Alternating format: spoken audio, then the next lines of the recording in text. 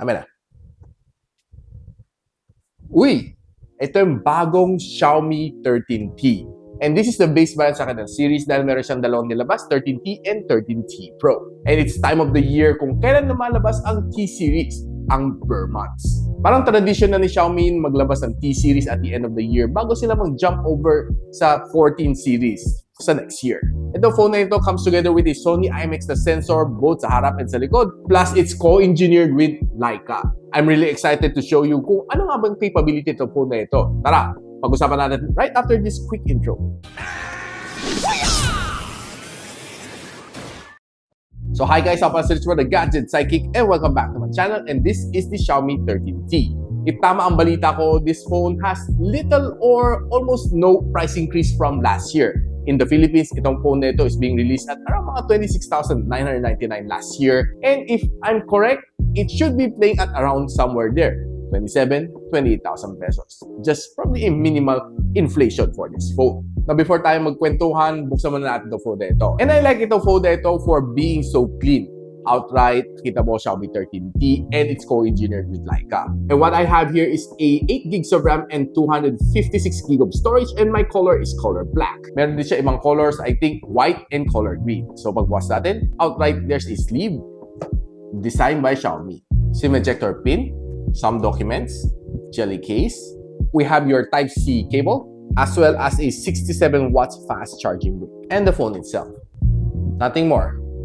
Halos ceramic finish ang likod niya dahil very shiny ang likod niya. And it really looks nice and kakaiba ng kanyang camera module. It's a far design from the Xiaomi 13T. Normally, medyo may kunting similarity ang kanyang camera, but this time around, medyo iba na nga siya on its own. Underneath, we have the SIM tray, microphone in, Type-C port, and a loudspeaker. On this side, we have your volume rocker and power button. On top, we have your second loudspeaker, air blaster, and of course, your noise cancelling mic. And it's pretty clean on the other side. At the back, we have your triple camera setup. And the front one, we have a sponge hole, which is a Sony IMX 596 20 megapixel selfie camera.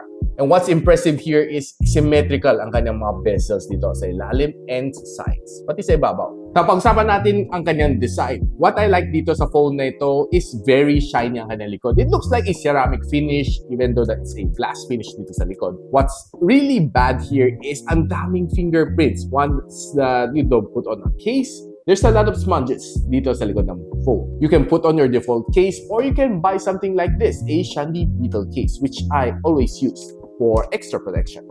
Link on the description. Now, what I really like dito sa phone nga is yung mga curved edges niya. No? It's not very edgy, and yung likod niya is also curved, so giving me that extra nice feel, unlike yung mga phone na makanto. No? This one, saktong-saktuhan lang sa aking kamay. Hindi siya makanto, and what's nice is hindi siya masakit sa kamay. Kasi yung mga makanto is medyo, sometimes pag matagal mong hawak, medyo masakit. And what's also nice dito sa kanya is when you're playing games, maganda rin ang grip dito sa phone na ito. Now, for this phone, si Xiaomi was able to pack in a MediaTek Dimensity 8200 Ultra. And alam naman natin, itong chip na ito can perform, give you good gaming experience, it can give you great camera experience, and much more. Pagdating naman sa multitasking, itong phone na ito is, well, pretty much a breeze. And if you're checking ang kanyang Antutu benchmark score, this is what you'll be getting. Not really that high, but for me, it's pretty decent. Na pag breakdown mo, this is the score na makukuha mo. Ito naman score na kuha na dito sa GPU benchmark na Geekbench.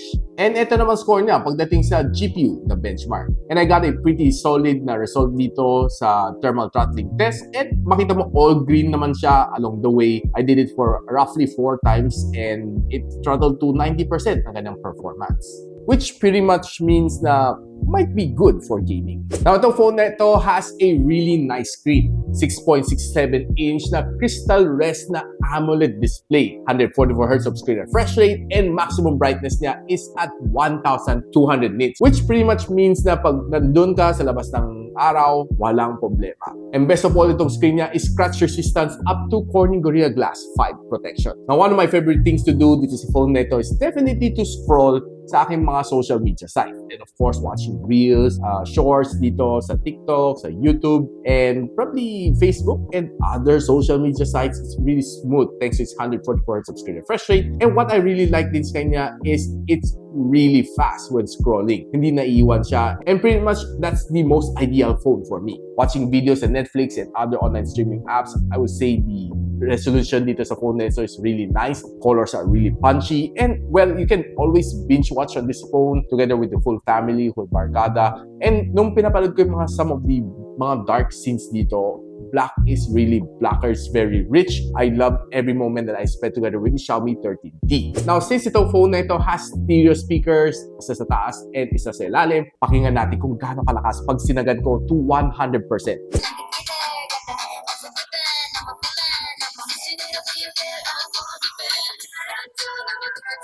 Well, honestly, malakas ang kanyang sounds, which is very rich, and pag sinagad mo sa 100%, hindi siya tunog lata. Mapapansin mo na sobrang rich pa rin ang sounds nito. So, na-try ko siya on Spotify and listening to some of the reels dito, and of course, playing some games. And so, nilagay ko naman sa maximum performance itong si Genshin Impact. Nilagay natin sa highest graphical settings together with a 60 FPS.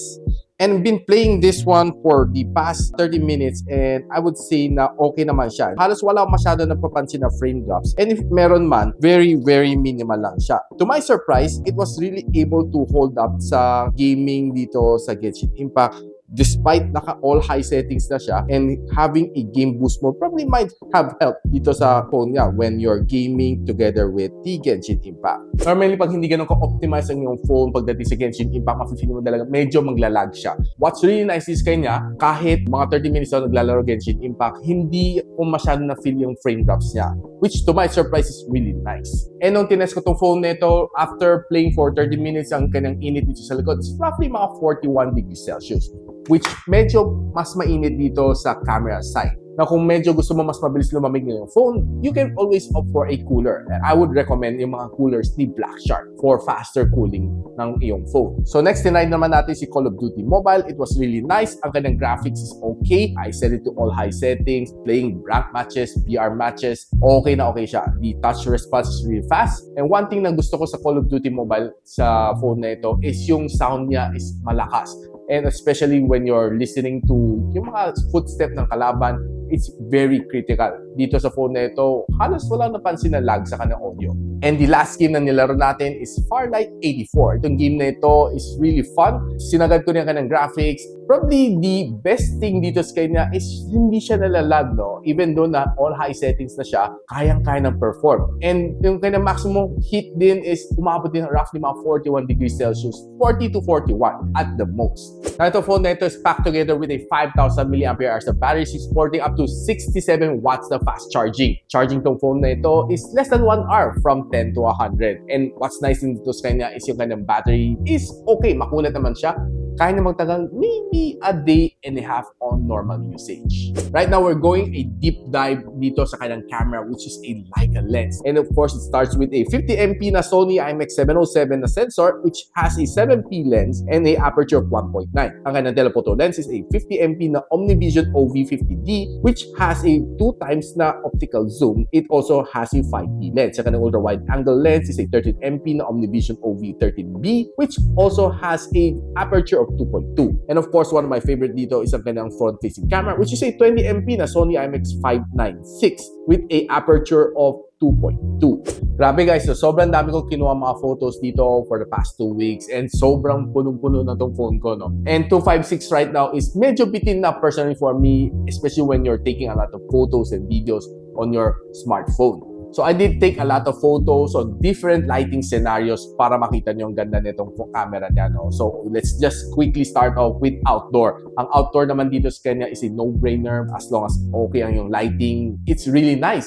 very sharp, very punchy yung mga photos na nakukuha mo dito sa kanya. And I really love yung mga colors na nakukuha ko dito sa kanya. And which really shows yung galing ni Leica together with Xiaomi. This is probably the third phone na collaboration nila. The first one being the 12S Ultra, then of course the 13 series, and this time the 13T series. So makita natin, no, on different scenarios. This is a ultra wide na shot, then of course moving on to a normal shot, then we have a 2x zoom shot, and of course a 10x zoom na shot. Maganda, very captivating mga photos as long as kahit medyo gloomy ang sky, but may ample lighting ka, itong camera na is definitely going to strike that really nice photo just for you. And would you even believe na itong photo nito is basura? Kinuha ko lang to, no, from a steel scrap doon sa one of the piles of trash out there while I'm walking in the provincial area. And makapagkuha ng ganito kagandang shot. And of course, it's getting more fun when you're taking photos sa low light condition. I was able to go to Dapitan Arcade. I was able to take in some of these really nice shots, mga Santa Claus dito. And nakuha ko mga photos nito inside the stores.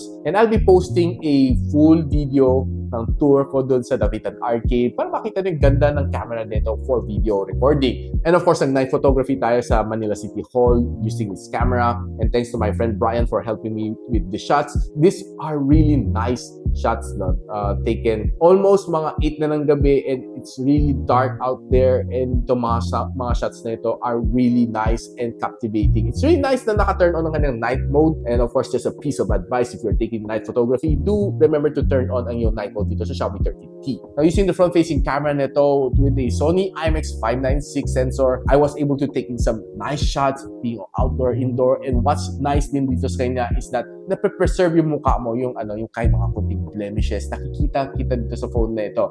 Which for me is probably one of the better na front-facing camera na try ko from Xiaomi. Now, here are some videos na nakuha ko using the front-facing camera pagdating sa video. The only limitation ng dalaga sa kanya is just 1080 and 30. Kahit anong gawin mo dalaga dito sa kanya, nililimit dalaga ni Xiaomi ang kanyang video recording capability from the front-facing camera. But yung kanyang resolution is nice, okay naman siya, stable naman siya. Just that dalagang bitin lang dalaga ang 1080 and 30. If even na ginawa mong 1080 and 60, might have been a little bit better than 1080 and 30. But overall, I would say na if you're taking mga videos like TikTok or just using it simply for mga conferencing or just video chat, okay ang kanyang front-facing camera. Now, overall, masasabi ko kanyang video recording dito sa rear camera is stable. Medyo konting shake but hindi siya super shaky. Now, tinry ko naman on different occasion sa loob ng mall, outdoors. I was able to get some really nice videos using itong Xiaomi 13T. Now, and of course, guys, if you want to see more of my photos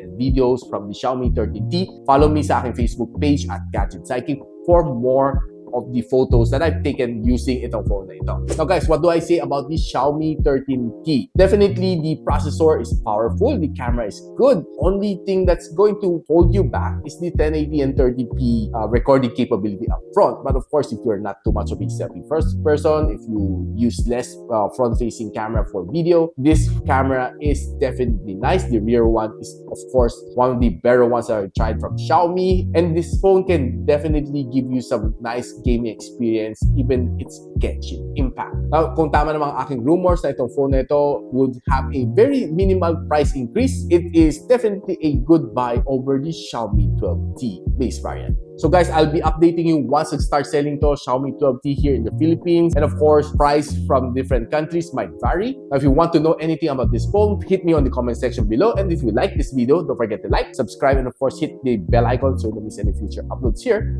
from my channel. And so, ako pala si Richmond, and you're watching Gadget Sidekick. What's up? Like and subscribe to my channel. Don't forget to hit that notification bell. For one of my latest uploads, click the dito. And for one of my popular uploads, click here.